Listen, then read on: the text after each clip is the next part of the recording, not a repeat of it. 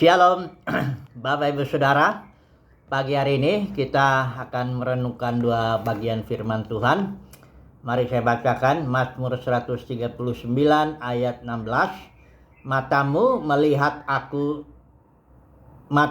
melihat selagi aku bakal anak, dan dalam kitabmu semuanya tertulis hari-hari yang akan dibentuk sebelum ada satupun daripadanya. Bagian kedua itu perkataan Paulus kita di akhir kehidupannya. Dia katakan, aku telah mengakhiri pertandingan yang baik, aku telah mencapai garis akhir, dan aku telah memelihara iman. Sekarang telah tersedia bagiku mahkota kebenaran yang akan dikaruniakan kepadaku oleh Tuhan, Hakim yang hadir pada harinya. Tetapi bukan hanya kepadaku, melainkan juga kepada semua orang yang merindukan kedatangannya.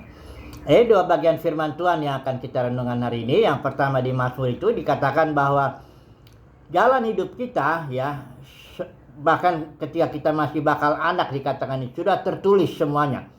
Semuanya sudah dibentuk. Semuanya, bukan sebagian ya, semuanya, ya, sebelum ada satupun daripadanya.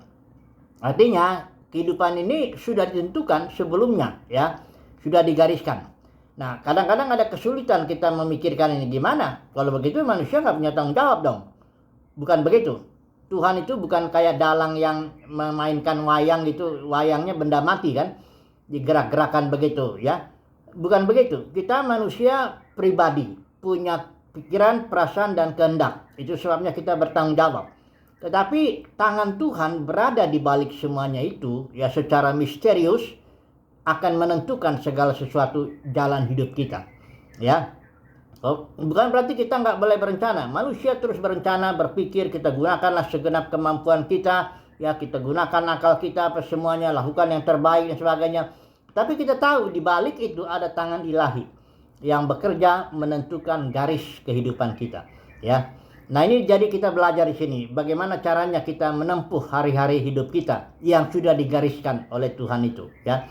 Paulus katakan di bagian ini, aku telah mencapai garis akhir, ya. Jadi sebenarnya tugas kita tuh maju terus saja capai garis akhir, ya. Jadi bukan untuk kita merenung-renungkan kok hidup saya begini, ya, kenapa saya mengalami masalah begini, ya, kenapa tantangan saya begini, kenapanya tuh kita nggak perlu tanya. Itu bukan urusan kita, ya. Urusan kita itu menjalankan hidup ini hari lepas hari. Urusan Tuhan yang sudah menentukan garis hidup kita, ya. Dia Bapa yang baik, dia tentu merancangkan yang baik bagi kita. Puji Tuhan, sebagai orang percaya kita dirancang sudah menjadi orang yang lebih daripada pemenang oleh Kristus Yesus, ya. Jadi jalanin aja tugas kita menjalani kehidupan kita. Capailah garis akhir itu, ya. Pendeknya kita tidak boleh menyerah, tidak boleh berhenti tengah jalan, maju terus, ya. Nah, kalau kita nanti merasa kok hidup saya kok berat, ya. Hari-hari saya kayak berat, beban saya kayak nggak terpikulkan. Kita ingat, berarti ada sesuatu yang kita perlu belajar dari Tuhan Yesus. Tuhan Yesus bilang begini kan, pikulah kuk yang kupasang, ya, karena kuk yang kupasang itu enak, bebanku pun ringan. Itu kata Tuhan Yesus, ya. Terus dia bilang, tapi kita harus belajar dari dia, karena aku lemah lembut, kata Tuhan, dan rendah hati, jiwamu akan mendapat ketenangan. Kalau kita misalnya merasa berat hidup kita nih, hari-hari kita kayak susah gitu, ya, mari kita belajar dari Tuhan Yesus, ya. Pertama, dia itu lemah lembut. Artinya lemah lembut itu tahan menanggung beban, ya. Kemampuan menanggung beban itu hebat dia kalau orang yang lemah lembut. Kedua, dia rendah hati. Orang yang rendah hati itu nggak peduli dengan pujian, nggak cari pujian, ya. Dia nggak peduli sama orang, ya. Orang mau ngomong apa tentang dia, orang mau apapun, dia nggak perlu klarifikasi gitu, ngejelasin sama orang, ini jalan hidup saya begini, maksud saya begini, nggak perlu itu, ya. Nggak apa-apa disalah mengerti, bahkan diledek, diomongin nggak apa-apa. Orang yang rendah hati itu diam. Kayak Yesus itu dicambuk, dia disalah mengerti itu dia itu. Sampai di kayu salib dia mati itu dia salah mengerti. Dia nggak bikin jahat kok, nggak bikin macam-macam kok. Bayangkanlah, Yesus itu diam saja. Sekalipun disalah mengerti begitu sampai mati di kayu salib. Itu dia rendah hati, ya, diam. Jalanin aja lah. Kita nggak usah coba jelasin sama orang lah. Ini hidup saya begini, maksud saya begini loh, gini. Nggak perlu. Ini jalan hidup saya. ini garis hidup saya, ini yang ditentukan Tuhan buat saya, kamu pun nggak akan ngerti ya. Bahkan saya pun sudah nggak ngerti, udah saya jalanin aja ya. Jadi kita nggak usah pusing lah ya mengenai hal-hal yang begitu. Ini rendah hati. Kalau kita lemah lembut, cukup rendah hati ya, kita akan rasa ini hidup ini enak memang, bebannya ringan kok. Ya ada bebannya tentunya, ada penderitaannya, ada tantangannya, tapi enggaklah sampai kita ngerasa kayak ini saya mau putus asa, nggak begitu ya. Nah, jadi itu Paulus bilang ya, aku telah mencapai garis akhir. Terus lagi, aku telah mengakhiri pertandingan yang baik. Jadi hidup ini yang digariskan oleh Tuhan bagi kita itu suatu pertandingan. Sudah tahu kalau pertandingan ya kita harus persiapan lah ya. Nah, dan itu dikatakan di sini hari-hari ya. Yesus juga bilang kesusahan sehari cukup sehari. Jadi persiapkanlah tiap pagi ya, bangun pagi makin bagus. Persiapkanlah untuk pertandingan hari ini ya. Ada pertandingan hari ini yang harus kita jalani ya. Enggak terlalu berat-berat banget kok ya. Jalanin aja ya pertandingan ini, nanti malam terakhir semua tidur kita mengucap syukur. Selesai pertandingan kita hari ini. Ya kan gitu ya.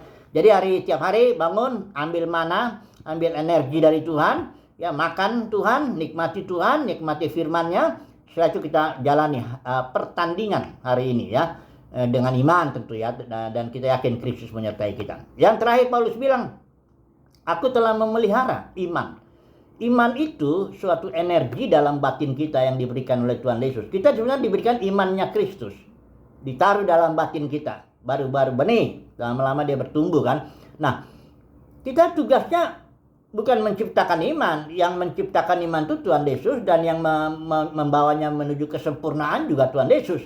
Tapi kita disuruh jaga, pelihara ya.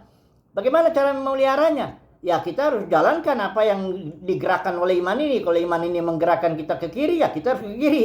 Nggak peduli apapun itu akibatnya. Kalau iman ini bilang ke kanan, ya kita ke kanan. Itu caranya memelihara iman. Iman itu harus dijalankan. Harus ditindakin. Harus bertindak atas iman. Itu baru namanya memelihara iman. Iman itu enggak kalau tanpa perbuatan, nggak menghasilkan perbuatan iman, itu berarti imannya nggak benar. Atau kita yang nggak memelihara iman. Jadi iman harus dipelihara dengan cara kita bertindak ya atas dorongan iman itu ya. Nah, kalau kita jalani ini ya hari lepas hari ya, saya yakin mahkota kebenaran yang menantikan kita ini ya. Seperti kayak Paulus ya, aku telah mencapai garis akhir, aku telah memelihara iman, aku telah mengakhiri pertandingan ini. Yang baik ini sekarang tersedia bagiku mahkota kebenaran.